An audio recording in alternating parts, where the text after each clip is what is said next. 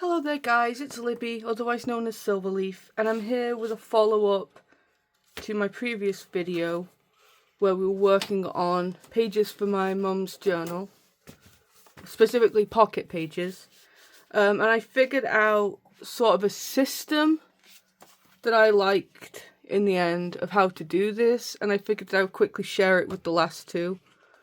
So this is how they're ending up looking. These have had their corners rounded, the edges inked. I used the Distress Oxide on the edges with a brush, and then I added on the stencils. So this is how they're all going to end up looking. So you see this one here.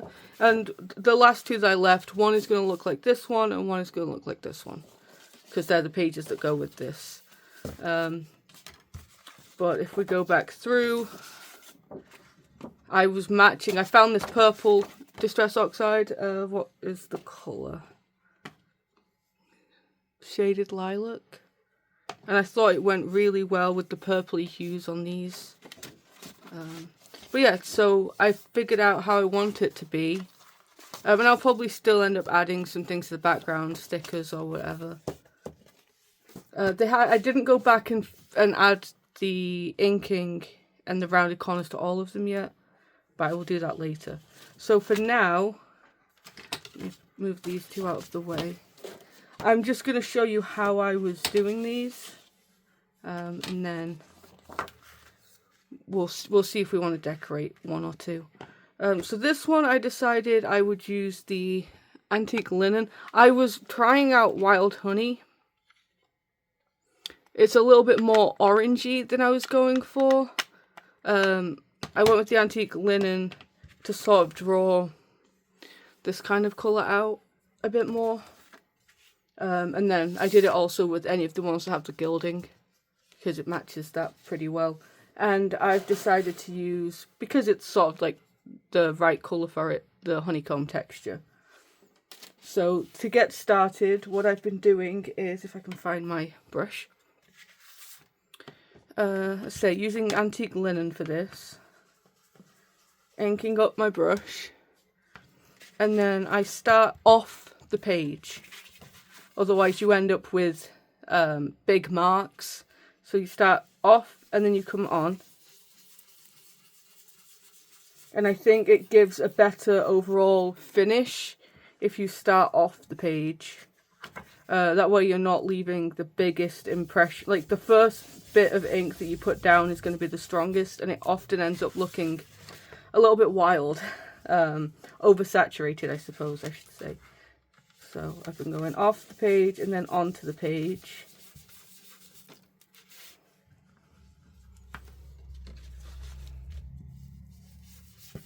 Really inking up the corners especially, because that's where I've been putting the least amount of the stenciling. I've been trying to use this to block out an area to put the stencil in the middle of.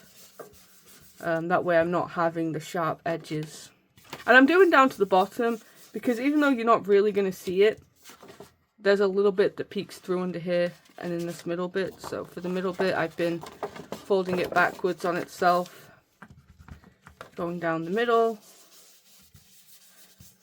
And with this, what I will do, because it's a bit of a bump now to get up, I'll actually start on this side. And it doesn't bother me if that end ends up highly concentrated with the dye, with the ink even, because you're not going to see it, it's going to be covered. So do the same over on this side. So start down here and make our way up. And I'm not the best at this yet. I'm still new to using all of my inks and stuff, so you can still see some of the more circly spots, but when you add the overlay, the stenciling, it really makes a big difference. So then I'm gonna pop this just over the edge. Again, I'm trying to get rid of any of these more straight edges. The Tim Holtz ones are good, if you can see.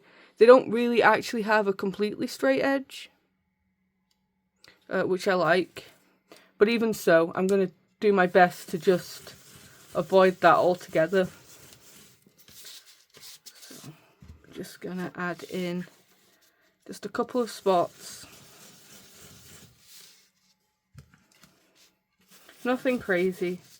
And then what I like to do is put it up and see, like, so this edge here is very harsh, so I'm gonna add a little bit.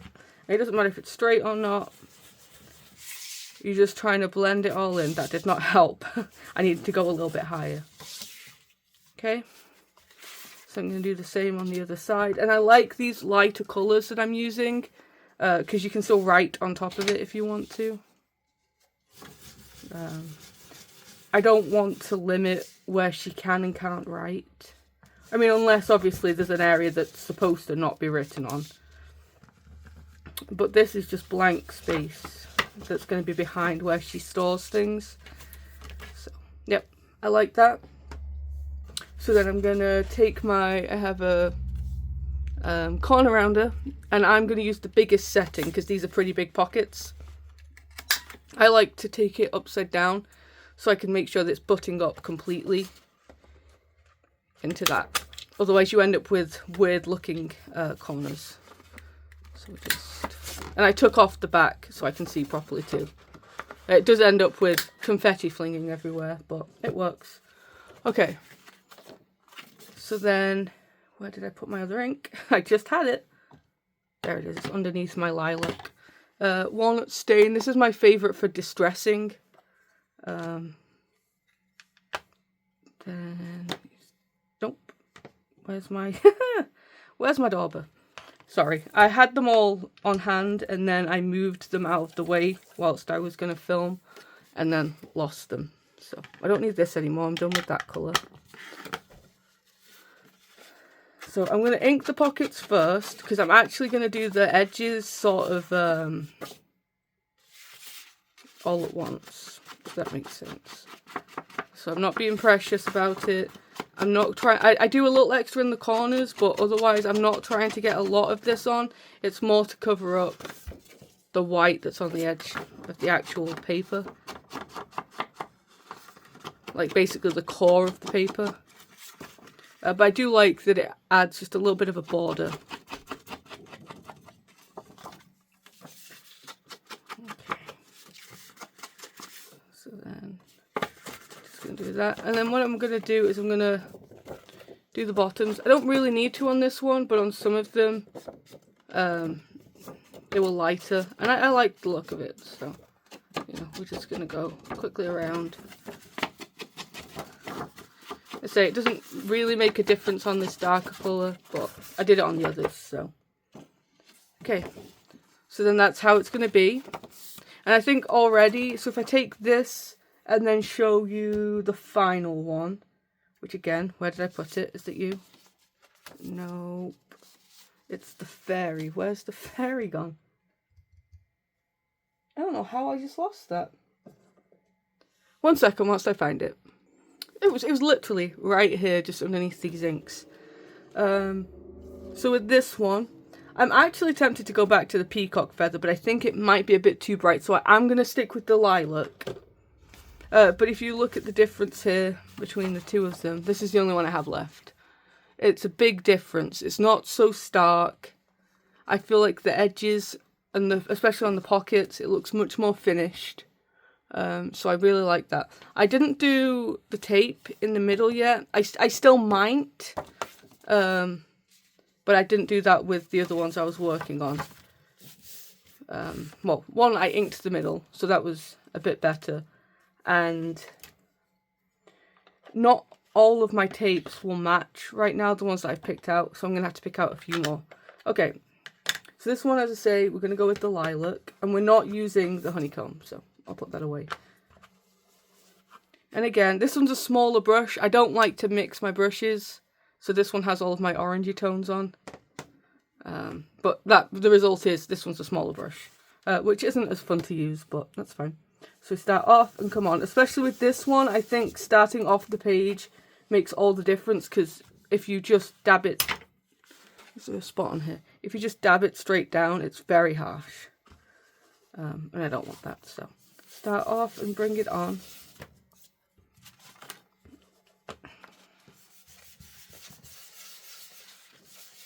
And if I wasn't stenciling, then these bits here would annoy me, where you can kind of see the edge of the brush. But because I'm stenciling, it will mostly just be covered up anyway, so that's fine. And I'm not looking for full coverage, as I say, that's why we're not going into the middle or anything. Just enough to take the edge off it. Because this white can be very harsh sometimes, especially when you're going through a book and there's not many white pages. I mean, mine's going to have some, because that's how my bullet journaling pages are. But they're not all going to be pure white. I know most people probably would not think anything about it, but I just want it all to be a bit cohesive, you know. We've got a colour scheme, we've got pretty images, may as well make it all pretty. I was considering dyeing some extra paper for this project. I got some Easter egg dye. We'll see if I have a chance to before I start working on putting the signatures together. That could actually be a cool way to tone down the white of the bullet journaling paper too. Dot grid? I think it's called dot grid. I don't actually bullet journal, but I liked the way that the paper looked, so I picked it up. Okay, that's what we've got so far. And again, I actually kind of like it on this one, because with this it looks almost like a smoky swirl. But with some of them I really don't like it when you can see the way that the brush is swirling around. Okay, so then we have this one. And I like this one because this one's a fairy themed sheet, so I thought the flowers would be nice. I did it with the matching one too. I was just trying to pick on a case by case basis while still sticking to just the four. Although I don't know if I used the giraffe print one again.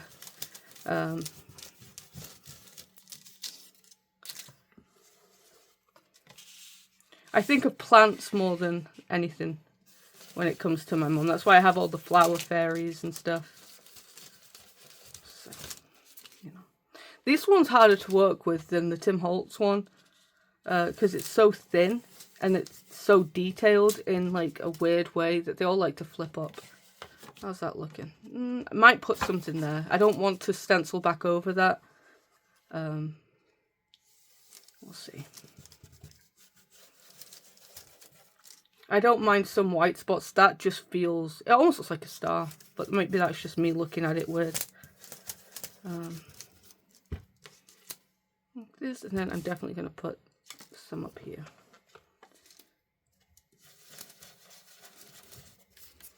That was a lot.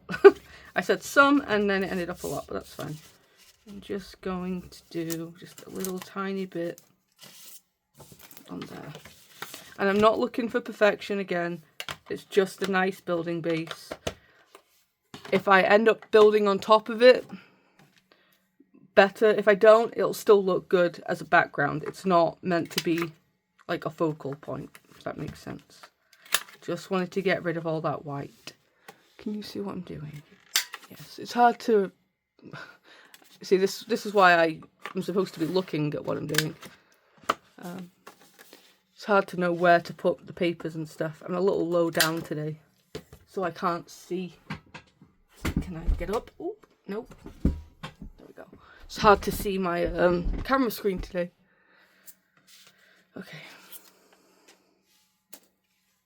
So now we're going to get walnut stain again. And you can use anything. I contemplated bringing out my black. And it might have been the better choice, but I started with the walnut stain, so I'm just going to keep going. I'd rather it be cohesive in that sense than bringing out a bunch of different ones for the edges. This is broken. I think I'm a little heavy-handed with my tools, because it's not the only thing that's been broken. Okay, so then we're going to go over the edges, a little extra on the corners. And I'm not going down the middle because I actually really like the concentrate of colour down the middle. So I'll just leave that as it is. And now I'm still not gluing these down yet, even though I've rounded the corners and stuff, because again, I'm still not 100% sure, like, they're going to need trimming, if you can see here, which might have been silly for me to round the corners, but yeah, when all of these are stacked together inside of signatures, they're going to come out and out and out more. I don't mind it with my personal books, but if I speak to my mom and she says that she doesn't like the way that's looking, I will trim it down. So anyway, let's put these back with their intended friends. Yeah, some of these are absolutely gorgeous. They're from a fairy book I got recently. I think she'll really like them. I hope she'll really like them. Okay. Now, I can still work with stamps and stuff, but I think for now, these are solid, and when I go through the book and try to do some of the individual pages before I send it, I'll be looking more into where can I put stamps, where can I embellish. Right now, it's still very much about putting these together. So with that in mind, those ones are done. I'm going to go through really fast and see which ones I haven't inked. That one's been inked, and the corners have been rounded. So is this one. And this one, even though these are for the same signature, I actually did them different colours. I really like the purple with this, but then I wanted to tie in this sort of like yellowy colour. So I did the honeycomb. I really, really like that one. What about you? You're done. These ones I just inked. I didn't stencil. This kind of annoys me, so I might end up sticking something down. But I didn't want them all, they didn't all need to be stenciled. So, it's that one. Okay, so these ones are the ones that we did. So I'm going to quickly do the corners. I'm a bit annoyed I didn't use this blue again anywhere. So I'm going to have to find an excuse. Do you see what I just did? Are we rounding the tops of these now too? I guess we are. At least these ones. No, that's what I get for not paying attention. Yeah, I'm going to have to pull this colour in some other way. Might just have to repeat it in that signature, because it's the only one. Well, these two are the only ones. I can't believe I just did that. Well, I'll do it with this just so it's matching. And I'll decide later if I want to go through and re-ink everything. I knew right as I clicked it down too. Oh, this one's a bit of a wonky shape. Is that? Yeah. I didn't cut this one so well. But it's not going to curl. There's still enough distance that it's not going to curl, and that's what I'm worried about. So I'm going to go through and snip them first. Oh, yep. And then I'll go through and ink them, just so I have one tool out at a time.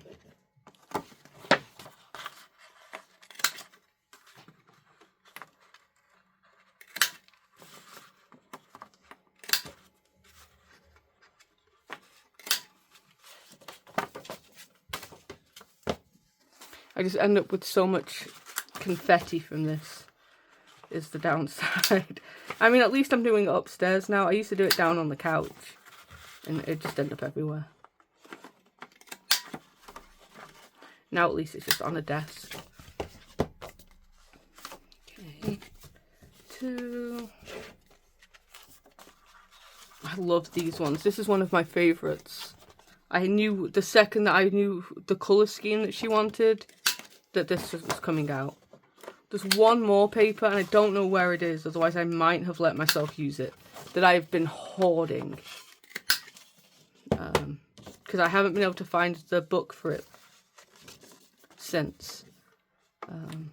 I used it once, and then sort of just was like, okay, this one's going somewhere safe so that I don't use it up. This one's really gorgeous too. If I'd have found it, I would have used it. It had like a tree in the background. It was similar, but more on the earth as opposed to in the sky, I guess. Okay. Oh, 1 second, my husband just got home, so the dog's going crazy. Okay, I'm back. I went ahead and inked everything, and then I decided that I would round these corners. I think it actually makes it look even more finished than before. You can see, especially it mirrors the rounding on the pockets. So I'm just going to finish this one up on camera. But I'm actually very, very happy with how this is coming out. I was being lazy, I did 2 of them at a time, so I just lining up the corners and then get those little bits out. And then same with the inking. So just quick ink of the corners.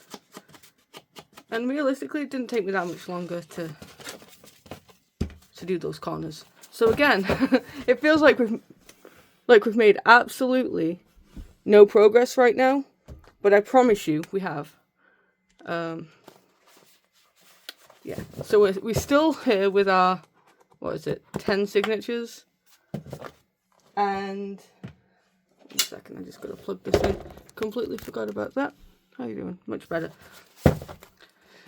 We're still here with our 10 signatures. Nothing much has changed, but I think they actually look finished now. Let's say we're still going to have to glue them down when we're done. I'll still embellish them when I'm going through. But this is going to need a bit of a trim, I think. But yeah, so we have our 20 pocket pages, which is 10. Enough to basically cap 10 signatures. We're going to sandwich all the papers in between.